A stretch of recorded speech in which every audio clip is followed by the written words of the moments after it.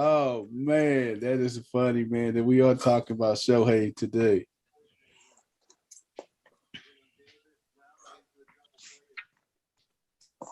All right, all right, all right. Here we go. Here we go. Welcome to another episode of No Balls, No Glory. I am the host, the People's Champ, and I'm not here long. I am here with the sports gurus. Say what's up to everybody, sports gurus. Tell them what's up today. What's up, everybody? Everybody doing? What's going on? What's going on? Happy holidays to everybody. Oh, yes. Man. Yes, man. Hey, how everybody doing, man? It's still holiday. It's still even though the holiday was officially yesterday, we still rolling back over to today, man. So how everybody doing today, man? All right. Me and mine still celebrating. See, coach, you can do that, man. Coach, you retired, man. Hey, you could do that, man. You earned it, man. You earned it, coach. She not. So she had to come to my. Hey, get ready to go to work. I said, I ain't got time for that. You ride with me. Coach say, I ain't got time for that. You ride. You better ride. Not just ride. We out here. We out here. Yes, sir. Crystal, Crystal just came from the pool. How you, Crystal? What's up? How you feeling? I know drained. I'm feeling real relaxed. Okay. Feeling real relaxed. Yeah. Feeling. I don't do much. I don't do much in the pool, but just sit there and splash around water because technically I can't swim that well. So.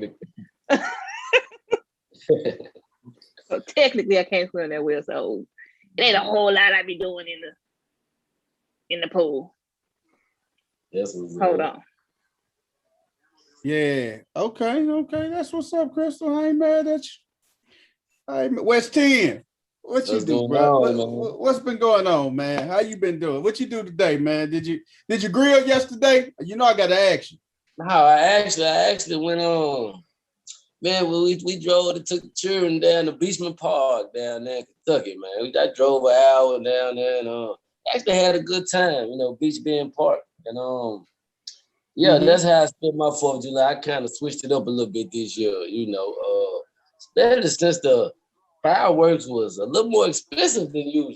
You know what I'm saying? I guess everybody trying to get back, but the kids wanted to be around some water anyway, so that was cool for me.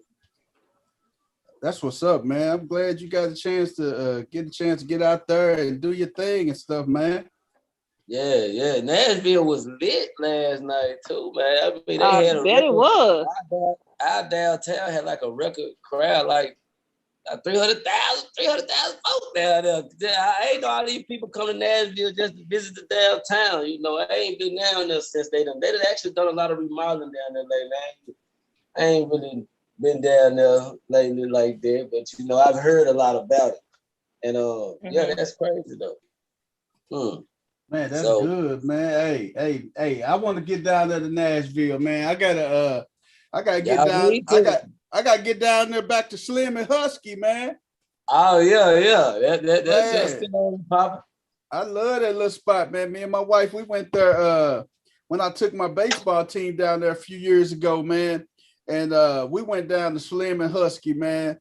That was a nice little spot, man. It was packed too, man. It was packed. Everybody's going in there. You customize your own pizza and everything. You get everything you want on it and everything.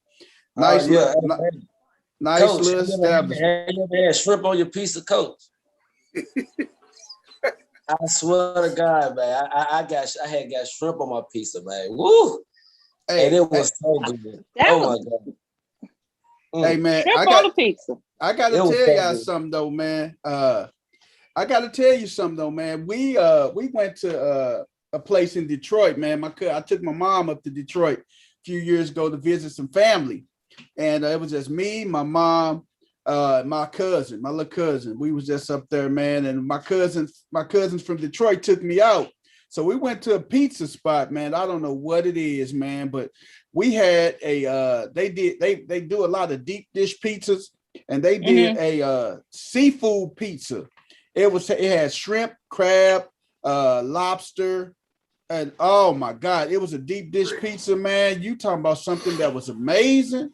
Oh my God, man. And it was so big. The slices were so big. I only ate one slice, man. That's how big the slice was, man. It was thick. Oh man, next time I go to Detroit, man, I'm gonna make sure I go up there and get some more of that pizza, man. Hey, man, I'm glad everybody had them a good time. Hey man, we're gonna kick tonight off, man. We're gonna talk about our the Nathan's hot dog and chugging contest, man. Hey, do y'all watch? Hey, y'all watch the Nathan's hot dog and chugging contest, man? Man, hey, I'm sorry. Before I go any further, I'm man. not. Staff Philly. I'm sorry for excluding you, my man. Did you want to say something to the group, Staff Philly? Just got to exclude a brother. You know, it's like that. Hey, Philly, don't do me like that, man. For real? Philly, I just got off the phone with Philly not too long ago, man. We was chopping it up, man. Hey, how did I miss you, Philly, man? Oh, man, it's all good. What's going on, everybody? Hey, hopefully everybody had a good weekend. I had a good weekend spending time with family and friends. Actually was chilling with my big sister earlier today. Shout out to Rachel. And my mother as well, so they spent some time with the grandbaby. So, like I said, it's all good, man. Just very hot, but good company, good food, positive vibes, man. No complaints. Oh yeah, that's what it's about, man. That's what it's about, sir. All right, man. The Nathan's hot dog and chugging contest, man. Hey, shout out to Joey Chestnut, man. He ate 76 hot dogs in 10 minutes, man. World record, man. Second place person ate 50 of them.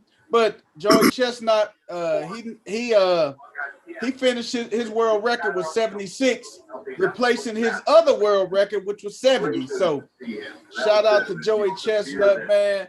And then they did something new, man. New in the Nathan's hot dog contest. Eric Badlands Booker. Big Eric Booker, man. He wins the inaugural Nathan's Lemonade Chugging Contest, man.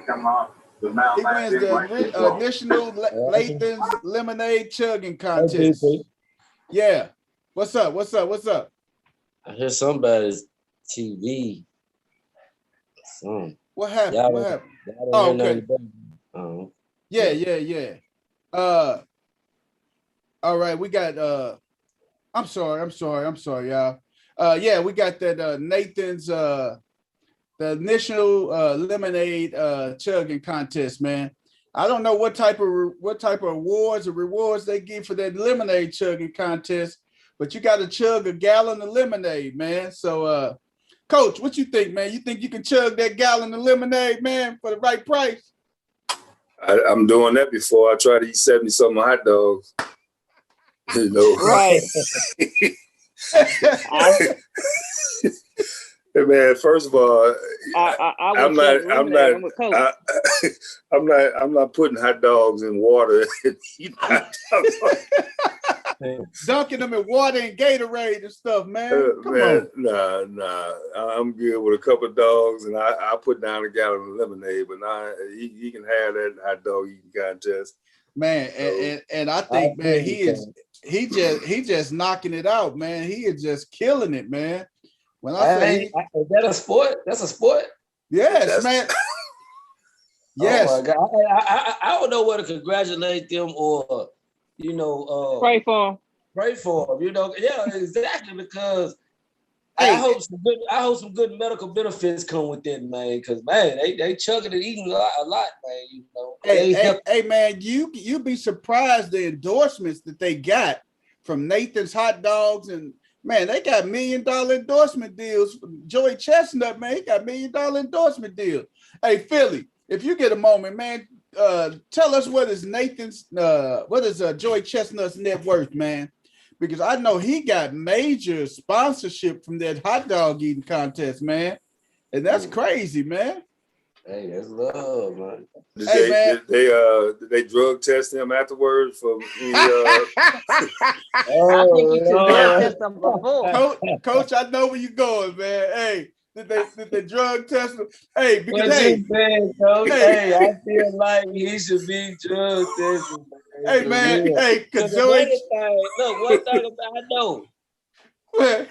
One of them make you run faster, but it sure make you eat faster. I'm gonna tell you right now. So what was in the water? They put TCP in the water, Hey, Wes 10, what you say, man? Joey Chestnut may have had a couple little spiffers, huh?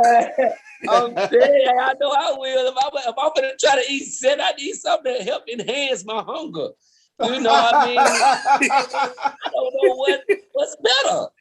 You know, that is too funny, man. I had a nephew that did a contest in Texas. Eat one of those humongous burgers. Yeah, and you had to eat the whole burger and all of the fries. Oh, he did it on his YouTube channel. It was hilarious. Did he do it? Did he complete the task? He completed the task. What's the name of the place in Texas? The burger place. I had to. I can hit him. I can hit him up and ask him. I think I know what you're talking about. I'm trying to think of the name of it. Hey man, that's wild though, man. Them food contests, man, that's crazy. Yeah. And Joey Chestnut's net worth is $2 million, man. So hey man, you think about it, man. Hey, chugging, hey, eating hot dog. But I think I can take Big Dog, man. I ain't gonna lie to you, man. Eric Badlands Booker. Big Dog, he got to be 300 plus, man. He was going against a guy, man, that's probably this big, man. And they had that gallon of good old fresh and lemonade. I think I could have took him, man. He knocked down that gallon in 40 seconds, man. He in 40 seconds, man. So I like lemonade too good to drink it like that, you know. So. Lemonade is a sipper. It's not a gulper. Like you're supposed to sip lemonade, man. You know, it ain't right. A gulper. You know what I'm saying?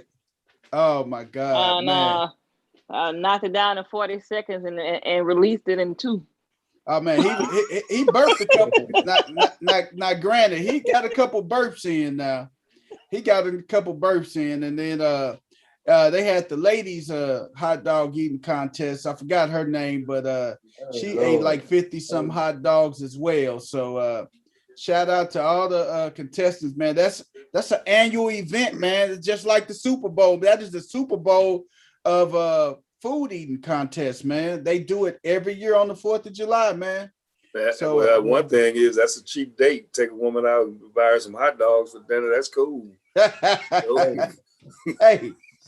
Hey, that beef, that filet mignon, man, she may want for that lobster, man. I'm telling you.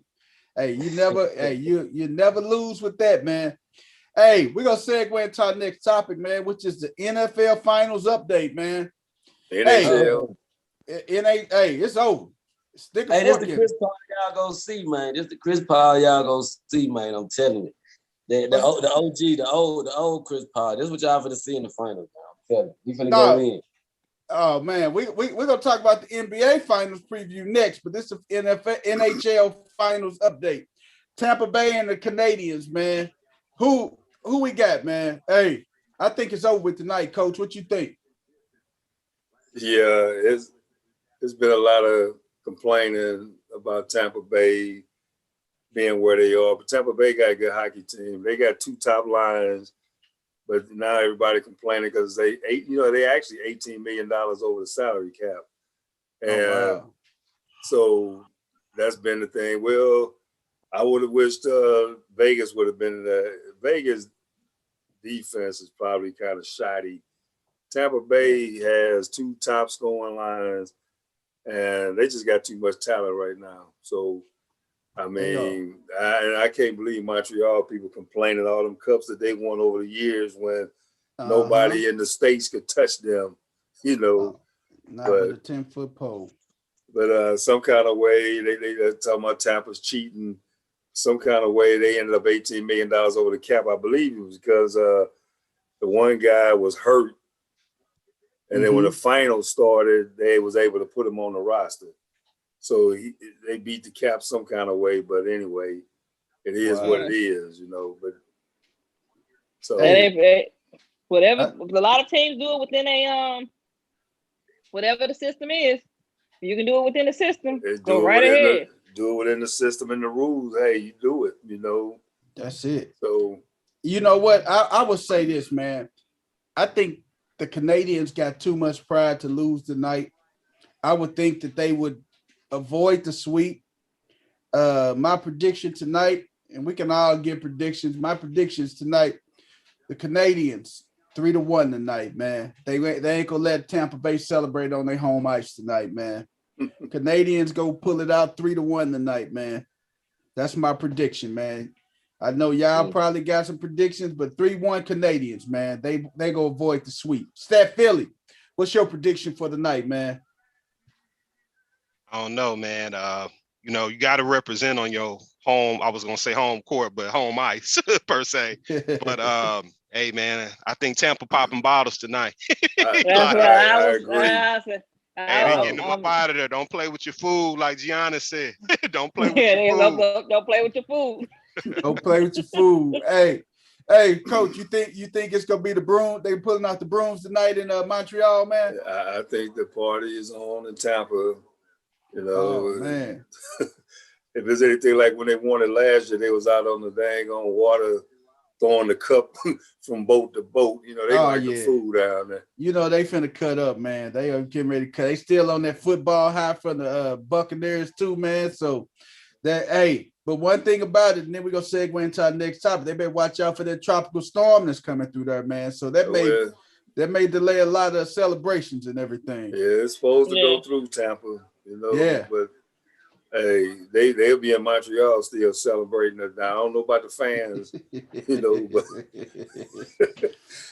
Patrick Maroon will he'll have it back in Oakville for the third year in a row. I'm telling you, man. Hey, I think I'm the only person that's going with Montreal tonight from the crew, man, from the Gurus, man. I think Montreal 3-1. They got enough pride. The Canadians got pride, man, and they won't fall by the wayside tonight, man. Hey, a lot of teams have pride. Pride don't always win it. What you think about the guy who has the job to box up the Stanley Cup and take it to each player's house and let them have it for a day? Man, that job sucks, man. That job sucks. Hey, man, you're gonna be burning gas money and everything, man. You gotta take it to everybody's house and. Well, I mean, the NHL paying for it, Okay. He's just going to all the different cities, and well, the $1 million question is he on the NHL's jet or is he in the car going from city to city? I know he ain't in the car, so he got to be going from jet to city to city. Well, the only thing is, if most of them players are Canadian born and he just travel, down each province of Canada, is when he got to hit the Oakville, Oh yeah. He got to come by way of Lambert Airport. What about the equipment guy who is responsible for all of the t-shirts and hats and everything for the celebration? If they don't win tonight, now we gotta fly down to Tampa. Oh, we gotta box up everything. We gotta take it back to Tampa. And including the champagne, You're right. Yep, and then God forbid they go down to Tampa and the Canadians pull off a miracle down there. They got to box everything back up, fly back up to Montreal, man. So that's crazy. I always wonder what happened in those tie series when somebody it's a game 7 for the championship. Both equipment managers got the stuff ready to roll out, game tight, and one of them got to pull it back real quick. I wonder what happens to the stuff in a game 7 of the losers. What do they do? Just burn it up? You bought all these t-shirts and caps.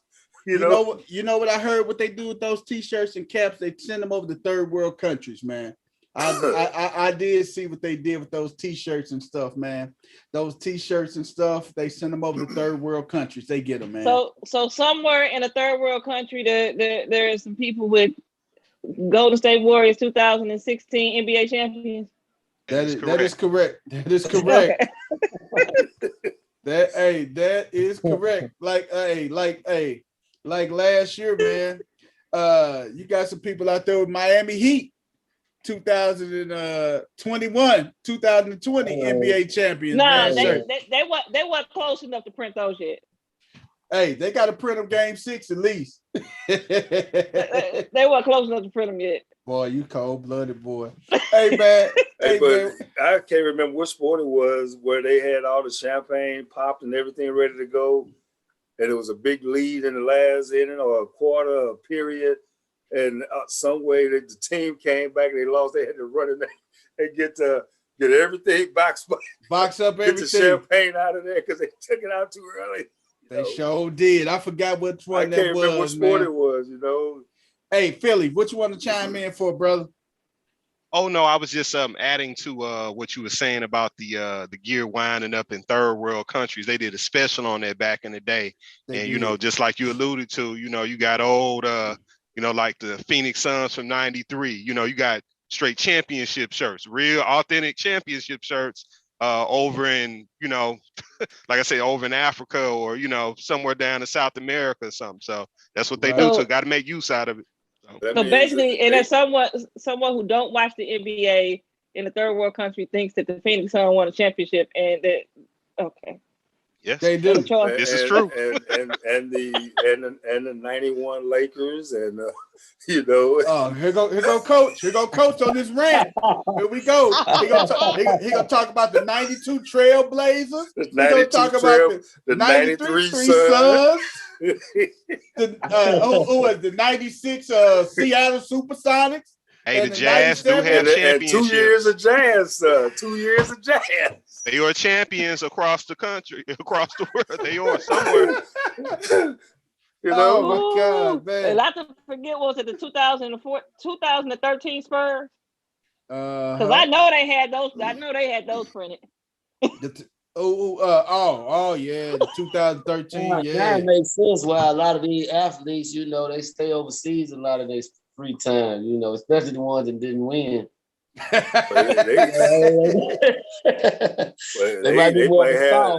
So it's a bunch of Miami Heat LeBron jerseys over there from when they lost to Dallas. Look at them, man. Yeah.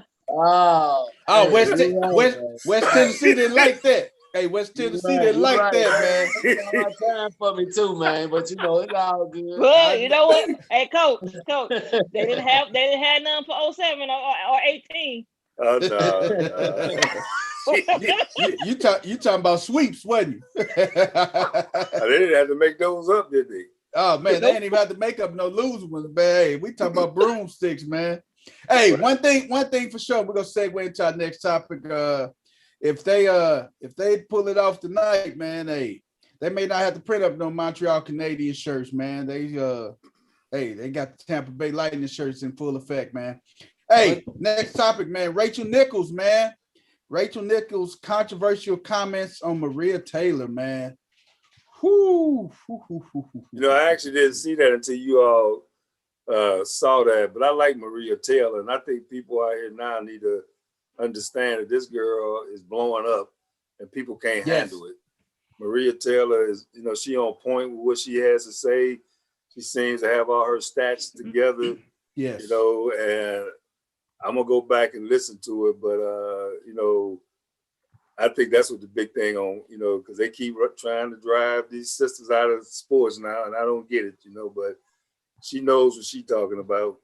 Man, it's so hard for them to get into a place where you can a female to talk sports, because on a lot of those shows they've been reduced to the moderator. Like it's like Molly on First Take. She know her football stuff. She knows her sports, but her role is strictly to just keep Max and Stephen A on topic. Like they won't allow them to have a voice in whether they're white, black. It doesn't matter the race. So then you add a black woman that knows it. It gets 10 times harder. So it's like I can see it from kind of like both sides. I can see where Maria knows her stuff and she deserves the opportunity to be able to be able to showcase it. But Rachel Nichols, also knowing her stuff as a female, it was hard to become the host of that show, to get respected for the host of the jump, and then get respected for the sidelines, and getting the job to be on the sidelines at the NBA Finals. Yeah, that's not a job that every commentator gets to begin with, let alone a female. Yes. So Rachel's probably, and is probably scared, and rightfully so, that during a time frame where Black Lives Matters was just everywhere, that it was a real possibility that she was gonna get her job taken by, not saying that Maria wasn't more than qualified to do it, but right, because Maria is a Black woman, that it was gonna be an easy thing for ESPN and Disney. Well, let's go ahead, we're gonna make ourselves look a lot better if we had this Black woman doing it versus Rachel Nichols. Yeah. That is so true though, Crystal. I'm telling you, man, because Rachel Nichols made comments on Maria Taylor and the diversity and inclusion department at ESPN, man. So I know I work in a corporate environment, man, and one of our big things is diversity, equity, and inclusion, man. And it's about celebrating differences. And she's not happy for Maria Taylor. She made some comments that was just like, she just didn't care. She said, well, she got I don't care about it. And she turned back around and tried to apologize for it.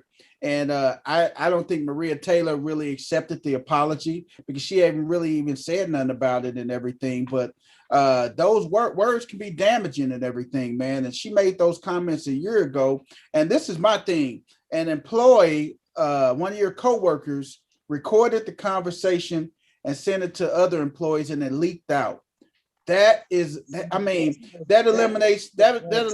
safe to say, man. You're supposed to have a sense of confidentiality amongst your peers when you're in the work environment, and you shouldn't have to, it's supposed to be safe to say without sharing throughout everybody, man. And by me being in the leadership role, man, what my employees say to me, they got to stay with me. I can't share what my employees say with me to other employees that report to me and everything. Then that trust is going to be destroyed from a leadership standpoint. West 10, you was just finna say something, brother. What you finna say, man? I mean, that part right there, I don't really, I don't dig in recording and all that. I mean, especially when you're having a supposedly a private conversation. And then over time, that's been so long. I mean, people can change your preference about them. Like, she probably felt that way at that time, but after the work she don't seen her do over the last year, she probably feel totally different. I mean, at the end of the day, that just what's up, whoever recording. I mean, like you said, you're supposed to be able to be around your peers and not have to worry about things of that nature. But even if she didn't change her point of view, even if she felt the same way a year ago that she does today, her saying it privately should have been enough for her to say it privately. You're entitled to your feelings. We do not know everything that Rachel Nichols went through to get to where she was at, and how and what she had to endure just to get where she got, just being a female in general. So she might not dislike Maria Taylor. She might think that she's brilliant. And I think it is a level of respect that they have, that she does have for Maria Taylor and everything. Yeah, it's like, okay, she didn't do, like, did she make any efforts to block her, or was she just venting? Probably. What I'm assuming just by listening to her comments, she was just venting, and she was just venting to a person that she thought that she could trust at the time, and they defied her trust. They just destroyed her trust in them by leaking that and sharing that information and everything, man. But like Coach said earlier, man, Coach say Maria Taylor is sports. Hey, man, she has a good sports mind for a female, and she is just making some progress and headway. She is one of the top ones, man. She is she is just getting up there. She is climbing up the ladder, man. And like we talked about a few weeks ago, man, a couple shows ago, about the salaries and the money that these people are making, man. And Maria Taylor, what we say she's making $400,000 a year, 400K a year. That's all. Oh my God, man. But the thing is about that, she's up for a next contract. So ain't no telling what's gonna happen, man. She's up for that next contract. Stat Philly, chime in, brother. What you got to say? I'm gonna try to keep it brief, man. But Maria Taylor and the comments that Rachel Nichols made, kind of understood what she was saying. The whole recording, private conversation, I'm not with that at all. You know what I mean? Right. But Maria Taylor is definitely qualified, man. She, went to college, University of Georgia, played volleyball and hoop. Been with the SEC network since 2014, if I'm not mistaken. Yep. Covered the college football playoffs, all of that, man. So she's qualified, man. She's got a background, and she knows her stuff. So I can understand. Like, to me, what I took from what Rachel Nichols said was basically ESPN has a history of not being diverse and kind of sketchy or whatnot. And she was basically, to me, this is the way I'm taking it. This is why they made this move.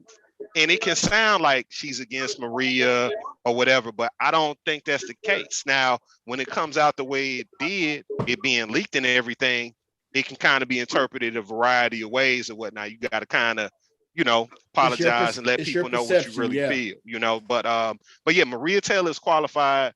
Rachel Nichols is qualified. And, it's good to see, just some different people giving us the sports instead of the same, square, cast that we used to, man. So yeah, it's just refreshing some diversity, period, Hey, man, you know what? And the people on First Take, at first I thought that they use Molly as just a pretty face on First Take, man.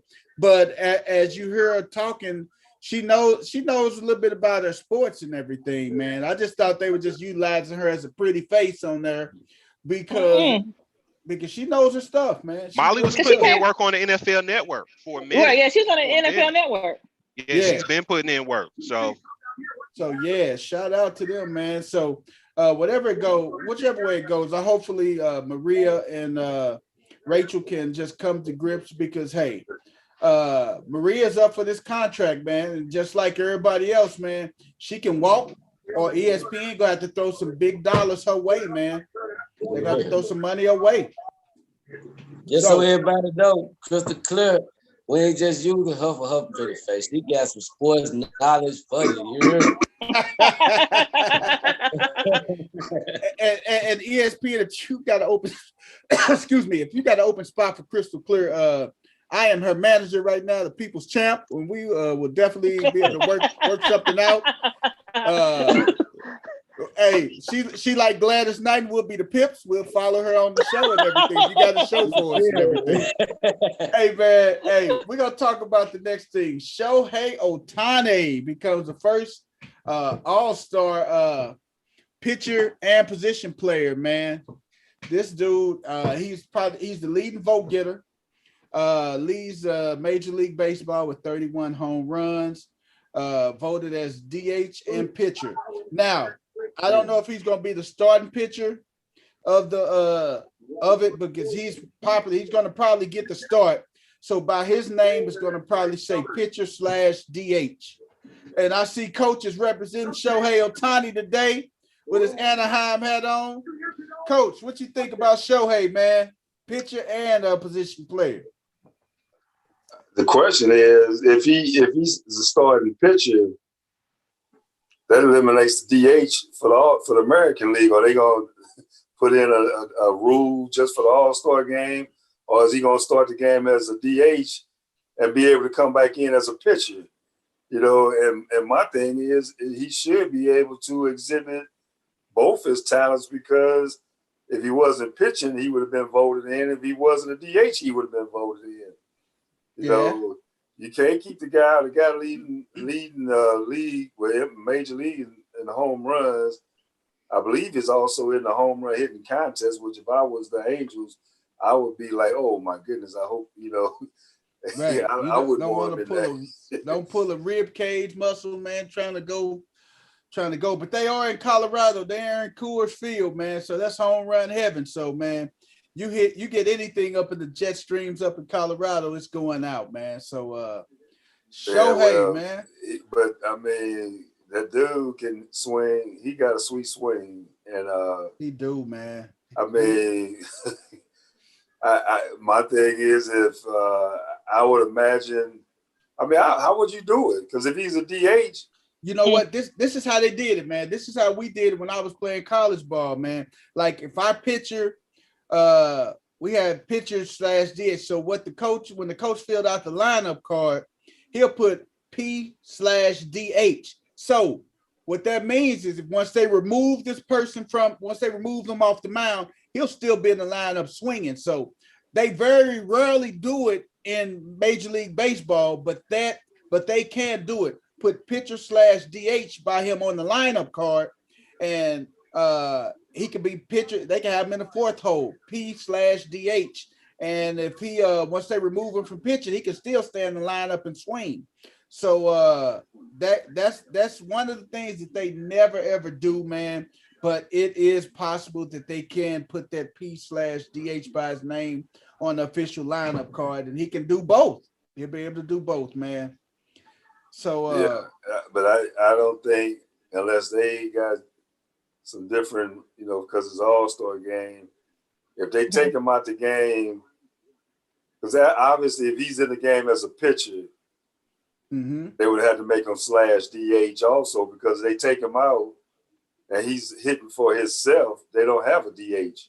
Exactly. You're right, Coach. So if you got a DH and he's pitching and you take him out the game as a pitcher, he's not going to hit. And people come there to see him hit. They want to see him hit. He's got to be in there as a pitcher /DH or something, because even if you take him out of the game, he's done as a pitcher.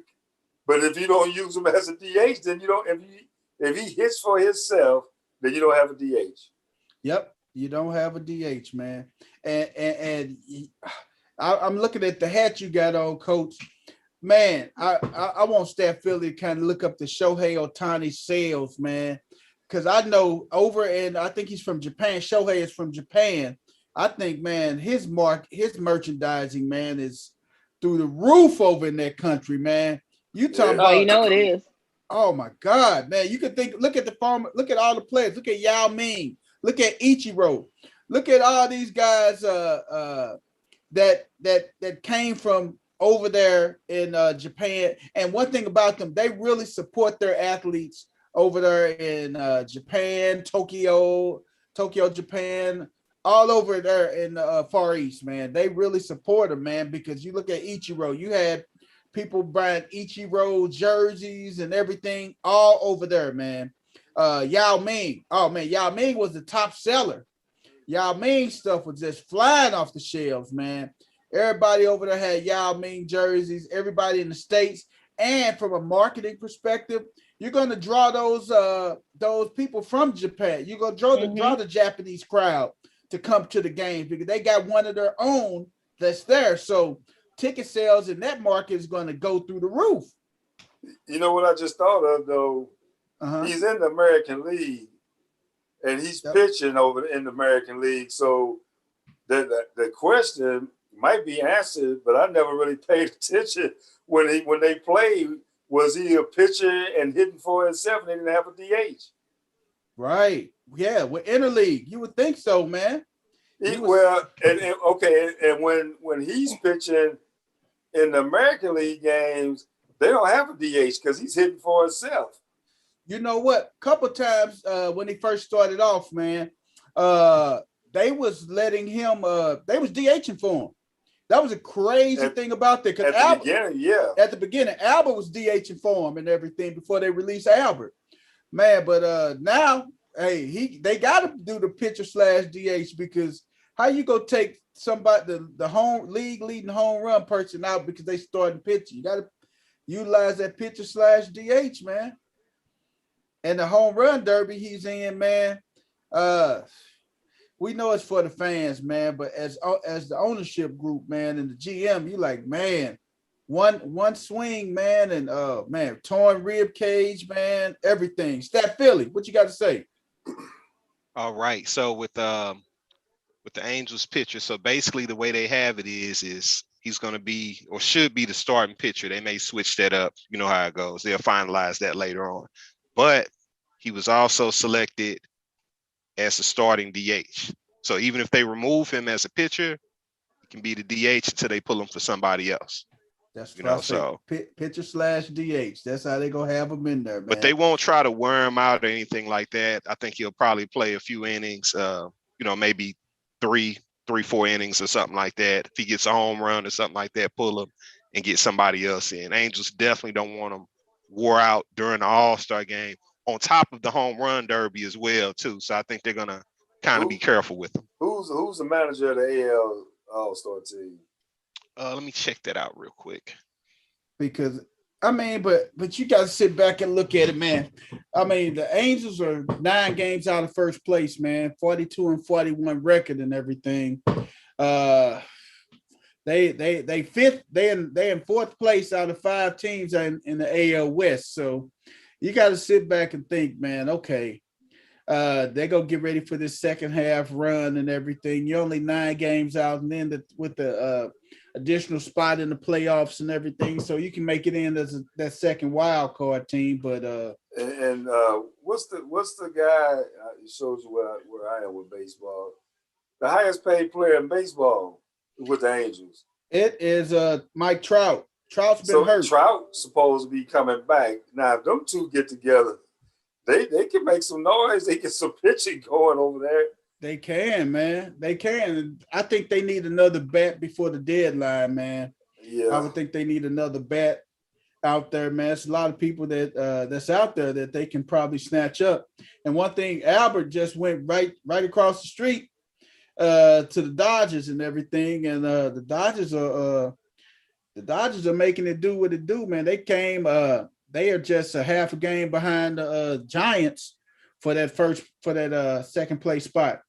Kevin Cash and Dave Roberts are the managers of the All-Star game. So Dave Roberts with the Dodgers, and Kevin Cash. I think Kevin Cash is with who the Dodgers beat in the World Series last year. Was that Tampa? Tampa Bay. That's who Cash is with Tampa Bay. Yep. Yeah, because they was trying to pull a trifecta last year with the hockey, football, and baseball. Oh man, they sure wanted to, man, but them Dodgers, man, they was overdue, man. Okay, we just got an update, man. The Montreal Canadiens just scored. They up 1-0, man. Hey, 2 more goals, man. Hey, and 2 more goals. I'm a prophet, man. 2 more goals. 2 more goals. I'm a prophet, y'all. It's the first time leading in a game this series. Hey, man, 2 more goals for Montreal. Hey, man, 3-1, man. I don't care. I want them to get a late. Hey, let Tampa Bay get a late goal, man. 3-1, man. Yo, it's crazy. The last 2 years, the Stanley Cup champion was the winner of the Tampa Bay Islander game. They're probably the 2 best teams over there right now. Yep. It is what it is, so. Oh, man. And ironically, the Islanders got a local kid on the team from Webster Groves. See, man, hey, it is talent that's out there, man, from the St. Louis area, man, that's getting out there playing hockey, man. And hey, and every time Coach know about this and Chris will know about this and Phil know about this. When you go out back in the day when you used to go out to the St. Louis Mills Mall, they had this big old place, the hockey little place over there. And when you walk in, when you enter through that place, it's over by Lids. So when you enter through that place, you see that it's jam-packed over there. Hockey games, it's just people just wall to wall up in there. I'm like, man, why are these people out here? But now when you see it, it's just like when you got the parents just invested in these kids playing AAU basketball, playing travel baseball, investing in these kids playing football and going to these football camps and stuff. These parents are investing in their kids in hockey, man. And I didn't realize till I went to a sporting goods store how much expensive is hockey gear, man. Hockey gear is expensive, man. You're right. Oh my ain't no cheap God. stuff. Man, them hockey sticks, man. Oh my God. That's pretty expensive, man. Hey, Well, West 10, would you buy your kids some hockey gear, man, if he interested? Oh man, you know, as a parent, man, you know, man, woof, that'll be some hard, man. Cause you know, you don't want your children, you want them to play something safe, and you know, hey, I just hope you're a tough guy, cause you gotta be, you know, a little tough out there. But you know, as far as the girl, yeah, of course, I would definitely have to invest in some good in the best gear for him. I know, even regardless of the price, you know, you want your children to come back how they left. So you know, most definitely. That's what's up, and you know the thing with hockey, we talk about the AAU hockey parents have to be willing to have their kids maybe even move away from their home because they go to training centers. And the kid from Webster Groves, he played at Webster 2 years before his family moved them to Colorado to get him closer to the hockey facilities to work at. And in Canada, that's all they do. They got houses there. And people don't talk about it as much because it's hockey. But just like we have the prep schools here in the States for the basketball, man, they got them all over Canada for hockey.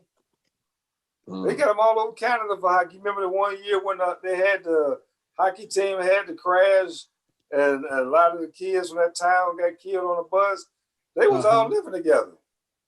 Yeah, they were. All high school age kids. Yeah.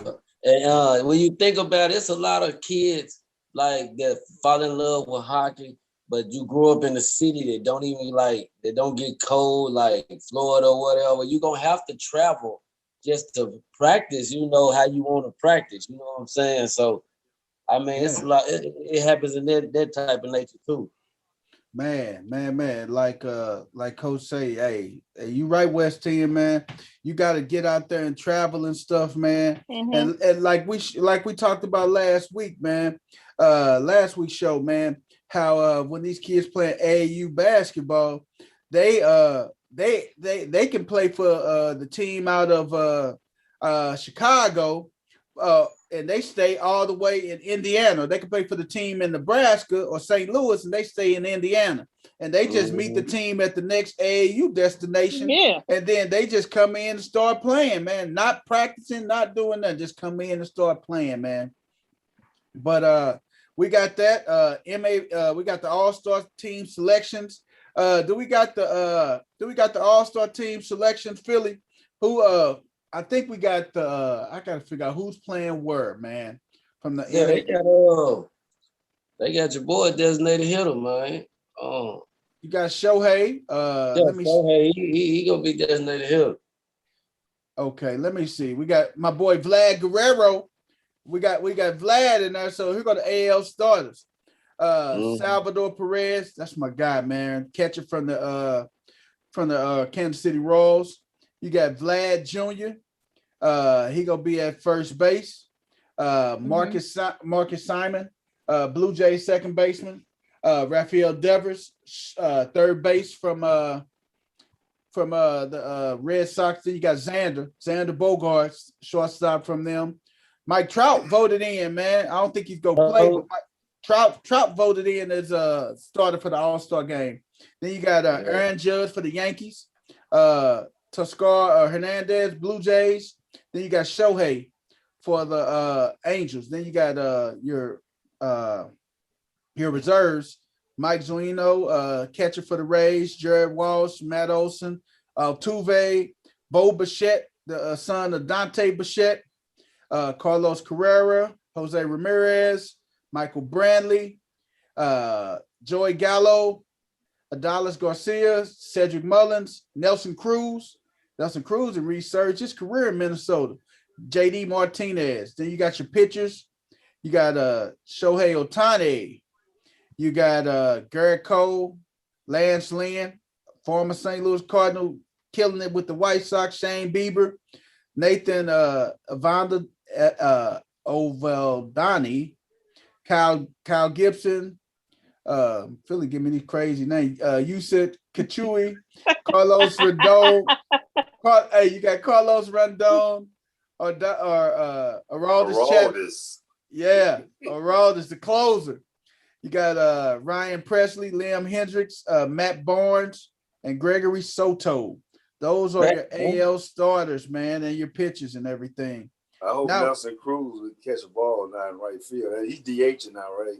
Yeah, he DHing, man. If he catches a simple fly ball to right field, the Cardinals don't win that last World Series. Hey, you don't even know who David Freese is. You don't, man. You don't. Hey, you don't know who Freese is, man. The dude, he go back to the wall and he stopped and looked up like, "Oh, do I supposed to catch this?" Right. He did. Hey, first thing you taught us the outfielder, find the wall. Find the wall. Once you find the wall, you put your hand on it, and then you can be able to make the catch. The game over, man.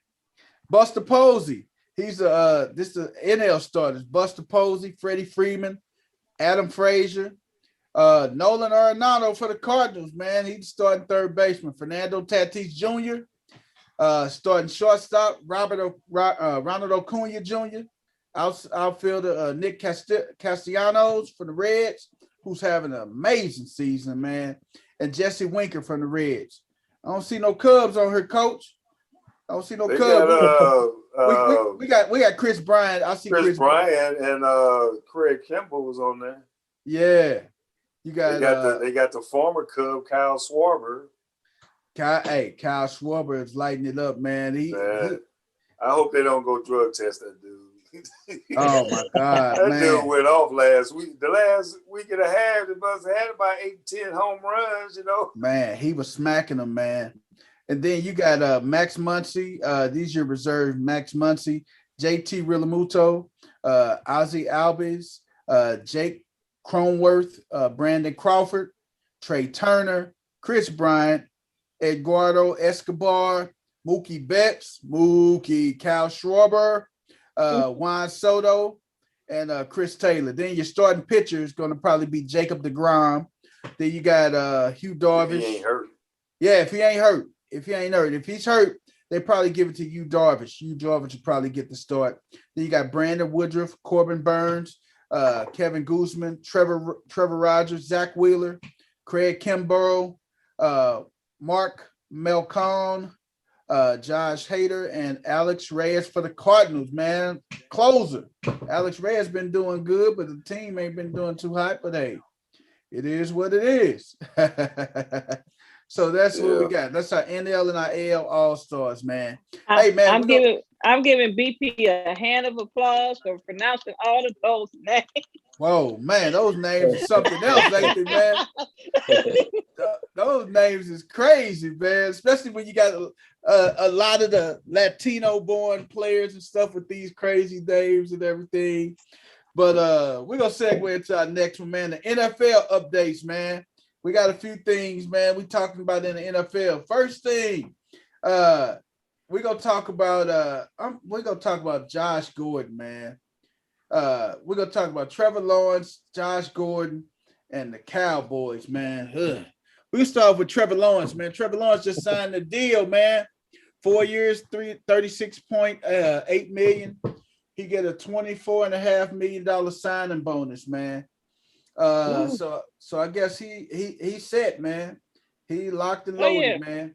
And Jacksonville signed 5 of their draft choices already and everything. They already signed ATN and the offensive lineman and the defensive back.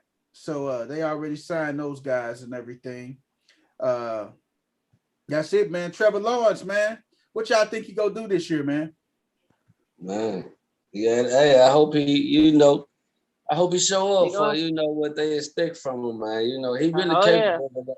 He a good player, and he got a nice contract. So, I just hope he, come in and show up. I hope he don't be like a lot of players in the past, you know, that didn't got the contracts and you never heard too much from them after that. But hopefully this will be different. He got the 4 year, and then they gave him an option for the 5th year. So he got that 5th year option. So I think he got the weapons around him. Money out the way now. It's just time to show out. He got the weapon. He got the weapons around him, man. You look at the weapons he got, man. He has he got DJ Chark, wide receiver. He got Marvin Jones that they just signed as a free agent. They got Lee, Marquise Lee. He's coming off. Marquise Lee is coming off of what's the name? He's coming off injury, so they got their receivers and everything. They loaded, man. Hey, they got receivers. They got running backs. They got what's the running back last name that last year that ran the ball for Jacksonville? Who had a great season. He went to Illinois State. What is his? Robinson. Yep, Robinson, man. He went to Illinois State. He had a great year last year, and then they got ATN. They drafted, so they got some pieces, man. And then we got Crystal's favorite person, Tim Tebow, at tight end. Crystal's favorite person. We got our buddy Tim Tebow at tight end. So they shouldn't be bad. The thing is getting that defense back to what they needed to get at, man. So Jacksonville is set, man. I guess but they still, you gotta sit back and think, what division are they in again? Gotta look at their division that they in, man. With the Titans. AFC South. Yeah, they with the Titans, the Colts. The Colts. And who is that other team out there with them? The Titans, the Colts. There's the Texans in there. And the Texans. And the Texans, man. So they go have some growing pains. So what you're saying? There is a chance. I don't know, man. I can't say that, man. Tennessee, man. Tennessee, man. Tennessee, and the Colts are gonna definitely put up a fight. They're definitely gonna make it uncomfortable for the AFC South. The Texans. Adam is 6-5. I don't know, man. Tennessee, man. I don't know. I got to get an edge to Tennessee to win that division, man. I do. They definitely got the edge. They definitely got the edge. They got. I mean, especially now. What'd you say, West Team? What was the quarterback? You talking about Carson Wentz? Carson Wentz. No, he retired from the Colts a little earlier. Phillip Rivers. Luck. Andrew Luck. Since Andrew Luck ain't there, because Tennessee has never beat Andrew Luck. That's the one thing Andrew Luck can say. Tennessee had never beat him before, like at home or away. So yeah, they definitely got a chance now since Andrew Luck ain't over there. Hey, man. Hey, but they got Carson Wentz, man. What you think he gonna do up there, man? What he been doing? What's that? I don't know. He might surprise. Let's go, Chad. Who say West Team? He been stinking up the place down in Philly. He goes stinking up there, huh? Ain't too much. I don't see too much change. It's all about his decision making anyway. He just Okay. Man. We're gonna jump off into our next one, man. Hey, Josh Gordon, man. Josh Gordon has he applied for reinstatement, man. Hey, man, I got so many opinions about this brother, man. He applied for reinstatement, man. And man, you want to pull for the brother, man. You want to pull for him, man, but it's just some demons, man, that just keep calling. He's been suspended 5 times by the league. Was last signed to Seattle. And I was sitting back thinking, man, if he would have made it through and him, DK, and Tyler Lockett, man, with Olsen, man, that would have been so nasty, man. That would have been nasty. Man, that would have been, they could have definitely, they could have raised some havoc over there in that NFC, man. I wouldn't say you couldn't just give it to Tampa Bay, man, because if they was healthy, if Josh Gordon with DK and Lockett with Greg Olsen at they tight end, then Carson, man, I don't know. What you think, Coach, man, if Josh Gordon would have fit in that scheme with you guys, man? Well, actually, he played 2 years ago, and I mean it was a treat. That's before Metcalf, and I just want to know what is it that he's not doing. You know, there's what is he doing that they won't even put him on the field?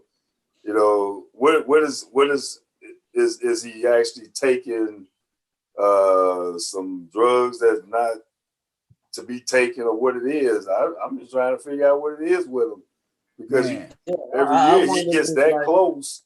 He gets that close, and then all of a sudden, bam, they shut the door on him. Man. Yeah, I wonder if it's personal. Is it like, do he got like over the counter problem, or what's going on? Like, I really don't understand his issue that he go through so much. It seems like it'd be more personal. You know what, man? When you get to that level, man, you gotta. Sometimes, man, your circle of influence has to change, man, because everybody. One thing I heard when a pastor preached one time, he say, everybody is not equipped to go to the next level with you. Right. Everybody is not equipped to go to that next level with you. They are your friend. That you are with people from a time and a season. And when that season's over with, you can't take them to that next level that you're elevated to, because they're not ready to go to that next level. So I feel like it's his circle of influence, man. And I'm gonna let Stanley chime in on it too after Crystal. Go ahead, Crystal. I was just looking up something because I wanted to see. This is a classic case of he's a talent, so we're gonna keep pushing him through no matter what his issues are. We're gonna ignore the elephant in the room, that he has issues, because it said he started self-medicating with Xanax and marijuana and codeine in middle school. Oh my God, man! So this was a kid who had some serious problems somewhere, and everybody, because he was talented, they just kept on ignoring him and kept pushing him past this and pushing him past that, and then you look up and now something that somebody should have got a hold of when he was 13 and 14 years old is now affecting the one thing that y'all have been that y'all was pacifying him to do. So now, I mean, y'all, it's like everybody who could have helped him at that point in time shot themselves in the foot. Y'all figure, okay, we're gonna let him self-medicate. We still gonna put him on the football team in middle school. We still gonna let him play in high school. We still gonna do this. We're not gonna get him help for his problem. But then now that he's in the NFL, that he's made it and he's made it to the NFL, now no one ever taught him how to deal with any stress or any of his issues. And now the very thing that he knows to go to is preventing him from playing the thing that he quote unquote loves.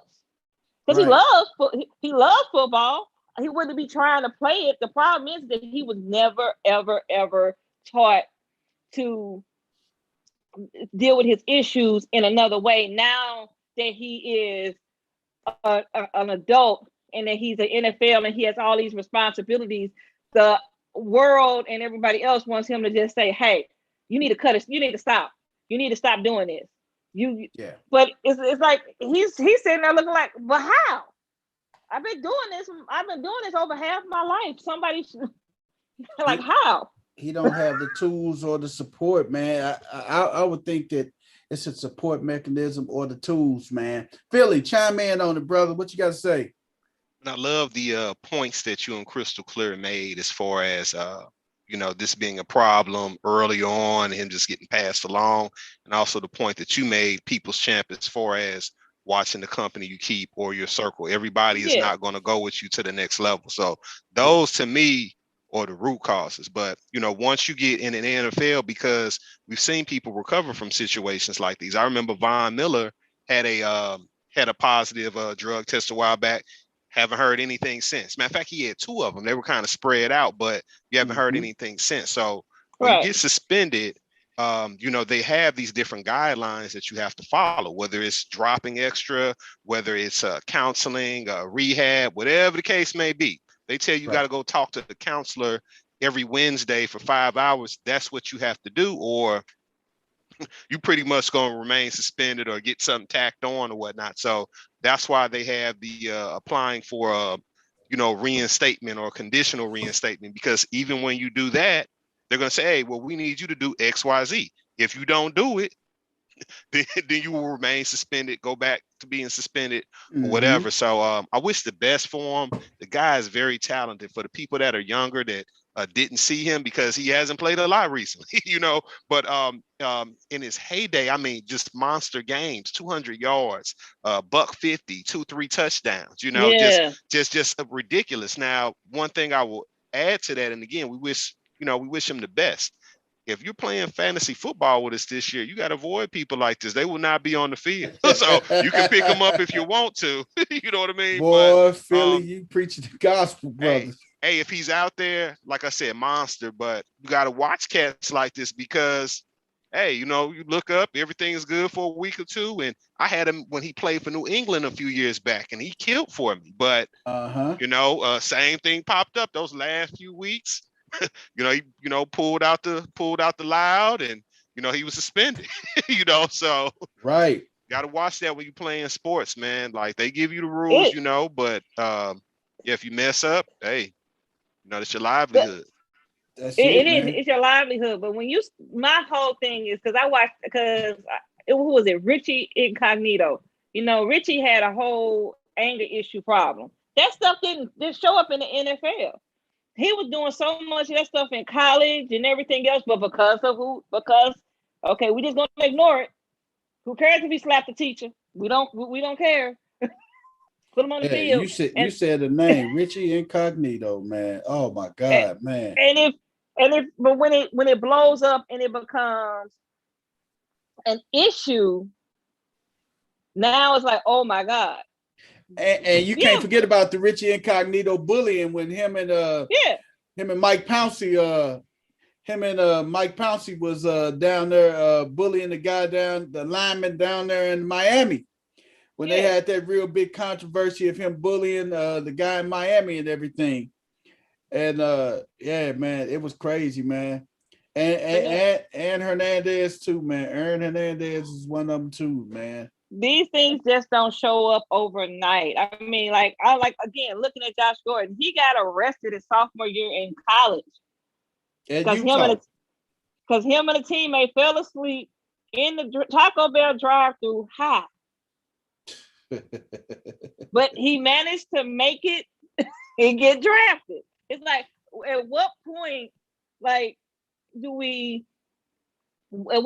they just say, okay, you know what, we're going to take a shot on you, but you got to go through a treatment program, you got to report and everything. All of this has to be, you got to see a therapist once a week because apparently you have some issues that need to be dealt with, and this is how we're going to deal with it. Right. Like it should have been contract stipulations on that, him entering the NFL, because there was an apparent issue that just was never dealt with. And for anybody to think that he's going to stop self-medicating and doing all of this stuff just because he's handed a multi-million-dollar contract doesn't mean a thing. You ain't deal with the issue. Yeah, and that's the person they bullied, Jonathan Martin. Yeah, they was a bully. And I was looking at this dude, 6'7", 330 something pounds, man. And he got bullied, man. So I guess that goes to show you, man, it doesn't matter how big you are, man. You could be bullied at any time, man. Even in Miami, some of your smallest bullies are little people. You are right, man. Hey, you are right. Some of your biggest bullies are the smallest people in the room, man. That is crazy, man. Hey, next thing. The Dallas Cowboys on Hard Knocks for the third time. What y'all think? What? That just posed well for me because people who tend to go on Hard Knocks do not tend to have great seasons. That is a fact. That has been a fact recently, man. Whoever go on Hard Knocks usually don't have some of the best seasons, man. I can't say that for a fact. It is. It's way too many cameras around them, man. So I'm thinking the same thing, man. If you go on Hard Knocks, you will just go have a not so good season, man. So that's crazy, man. Wes, you muted. Wes, I can't hear you, Wes. Tell us, man, what you finna say about Hard Knocks, man. I'm just tripping off the Cowboys, man. The Cowboys fans. I know a lot of them personally. So I just trip off for them. But they should have been one of the top. They should have been the real top on Hard Knock Life last couple seasons, actually. You know what I'm saying? So it's not really surprising to me what's going on in Dallas. They need to do a Hard Knock Life on Cowboy fans. Yeah, because Dallas was on Hard Knocks 2002, the Tony Romo era. 2008, the Tony Romo era. And now they're on Hard Knocks right now. I think it would be more entertaining to have Hard Knocks with the fans, because that's really the Hard Knocks of it all, the fan base. Yeah. They need to have Dallas Cowboy fans Hard Knock episode. Yeah, Hey, man, when you watch Hard Knocks, man, you kind of formulate your fantasy football team. You look at that team in depth, up close. You see some people that are like, hey, okay, I can pick them up in the late rounds of the fantasy draft and everything, man. So, hey, you look at it like that, man. So Dallas Cowboys, Hard Knock Life, Hard Knocks, the fans, these Cowboy fans, we won't hear the end of their mouth. But like you said, Crystal, if you're a pro on Hard Knocks, you usually are out the playoffs by week 10. Hey man, we're gonna swing it on over. Our man Nate McMillan to the NBA, and Nate McMillan, interim tag was removed. They reward Nate, man. Nate is the head coach now, man. Deservingly so. I mean, he got that team to the Eastern Conference Finals. Hey man, before they got to the Eastern Conference Finals, let me say that was my pick from the beginning for Coach of the Year. Like, you know what I'm saying? Like, that was my pick. Nate McMillan? Yeah. You can't overlook the Monty should have been the coach. I ain't overlooking nobody, but that was gonna be your pick. That was your choice. Yeah. Because Nate McMillan, either one of them. Yeah. Hey man, either one of them. But Monty for sure though, because Monty from the bottom to the top is Monty did. Oh my God, Monty did an amazing job with this squad, man. I'm not gonna lie to you, man. He has did an amazing job, man. One thing, Nate signed a 4-year deal. The terms of the deal was not disclosed. He took over for Lloyd Pierce in March of this year. Lloyd just wasn't getting it done, man. The team wasn't reacting to him. 27-11 regular season record after taking over. Monty got him in the playoffs and everything. Good seeds. They beat the Knicks, the Sixers, man. They fell a little short to Giannis and the Bucks, but hey, you couldn't deny that Bucks team, man. And Chris Middleton, man. Chris Middleton came in and did an amazing job, man. And to be complete. Yeah. And to be completely honest, the only team that they should have beat was the Knicks. They were not supposed to be Philly. They were. That's coaching. But I think the Knicks series did more for them than the Philly did, because like the Knicks series, for them being a young crowd, you seeing all these famous people there. You got the talk with him and Spike Lee going back and forth. So they was like, it kind of gave them more like here. Gave them that energy and everything. It kind of made them more ready for their goal. Playing in the Mecca would do that for you. Yeah, man. So shout out to my man. Mecca will do that for you. Man, shout out to my man Nate McMillan, man. Got the interim tag removed, man. And one more thing, man. Did y'all hear before we jump off into our NBA Finals preview?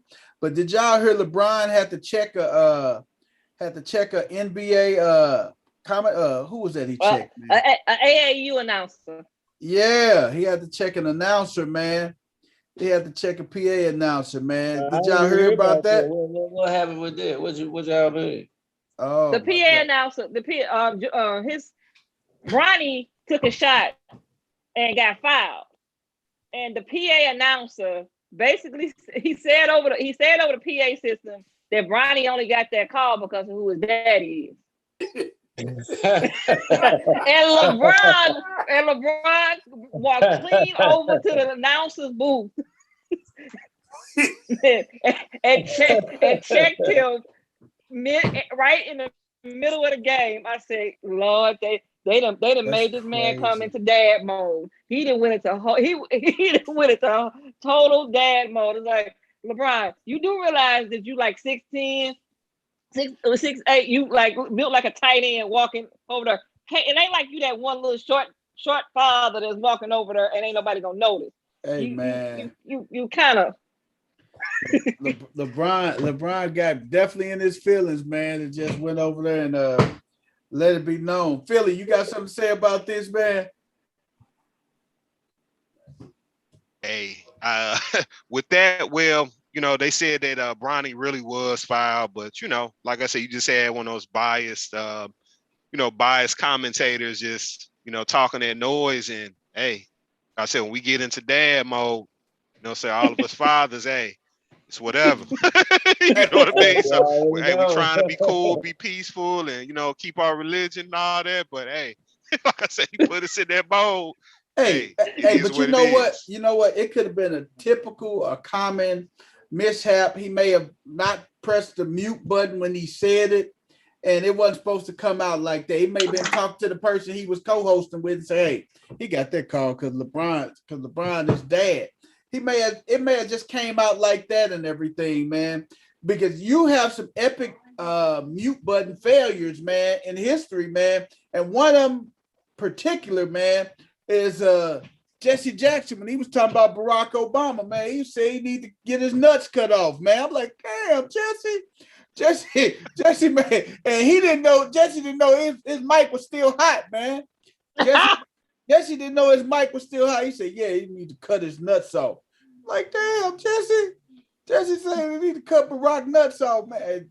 I mean, literally, man, you forget, when that mic is hot, you need to make sure everything is clear before you say something, because once you say something out there. No, I don't think that was a muted mic situation. That's the PA announcer. You know what? Hey, I'm trying to give him the benefit of the doubt, man. That's the PA announcer. He forgot that LeBron was actually there.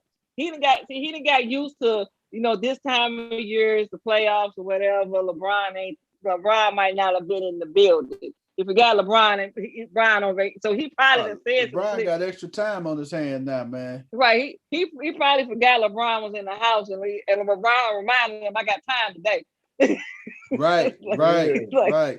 Like, man, let me mess with my kids. I didn't hear the whole thing, but him walking over there to the PA is part of what's wrong with AAU today, because we got too many parents that's involved now. Yes, that's causing AAU to be a joke. Yes. Kendrick Perkins made a comment about it. He was at a AAU tournament. You got parents and coaches fighting. You got parents and referees fighting. And we talking about a 9U, 10U basketball game. You know, man. Granted, the PA guy probably shouldn't have said it because you take it personal, but LeBron says things that people look up to him about. And then you go over there, now you in dad mode, you go over there and bring yourself down to the level of what's going on in America today. We got too many people that don't know how to solve differences without talking. That's why we got people shooting each other in the streets now. We don't know how to solve differences. Man, that's a true statement. You take that on the side after the game. Hey, bro, you don't have to bring that. You don't have to go to that level. But because of you as a. Go ahead, Crystal. Yeah, you're right. He could have just pulled him to the side. Look, man, hey, my son already got enough being my son.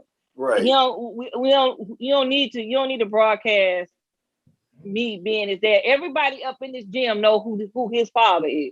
Right. You ain't got to broadcast and my son getting calls because of me. Everybody knew who his father was from the get-go. Like don't make it harder on him than it already is. And the way society is today, all it would have took for that brother on the PA, like, man, I don't care who you are. You know, he get up now, you got a confrontation, and then everybody around got a piece on him.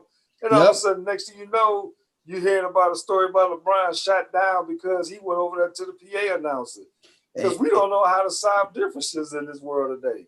And Coach, you made a good point, man. You don't know who that PA announcer could have been, man. He could have been one of the little cats, man, from the hood and stuff, man, from the neighborhood. We didn't know the background. Like you say, Coach, he get on there. I don't care who you is. LeBron, him, and they go back and forth. He make a phone call, and next thing you know, LeBron, like you said, Coach, LeBron could have been shot and everything, man. But what to take away from that, man, LeBron needs to be more in dad mode and everything. I remember they were showing a video one time where he was warming up in the layup line with the kids and stuff, man, when they was at an AAU game and everything, man. And I don't think that should need.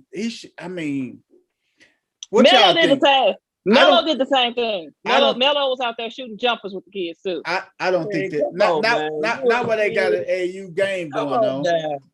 Come on, BP. You a kid and you see Melo them just sitting over there on the side. Y'all having layups. What you know? That's the coolest shit to have a layup drill with a nigga with one of the players you can't wait to watch that night. You know, I mean. But you gotta look at it, West Team. It's taken away from the kids, man. The only thing I don't think about that. I don't think about that is these ain't regular kids. These are not regular kids. So let's put that kind of in perspective here. They're not regular. Like Bronny was going to school with Dwayne Wade's son, Kenyon Martin's son, Scottie Pippen. You know, they not going to school with just regular kids. Yeah. But I just don't think that he should have started doing the layups with him. I may be old school when it comes to that, but you taking away, in my opinion, you taking away from the kids, man. Because now everybody, you got 1 million camera phones out now looking at LeBron doing layups with the kids and stuff. And it's on social media. And yes. I think it is a thing of being old school because the younger generation, they don't look at it, take attention away from what we hear. We're not here to see LeBron out here doing layup drill. We here to see AAU basketball game. So we know you in the building. So just be there, because if it's my kid, I can't go walk out there and get the layup line because they'll be talking about showing me the door. So the facts, Coach. So we use our personality here to do what we do. Yeah. We're using the personality. It's a different beast, though. It's a different beast. It truly, truly is, man. We're gonna segue into our NBA Finals preview now.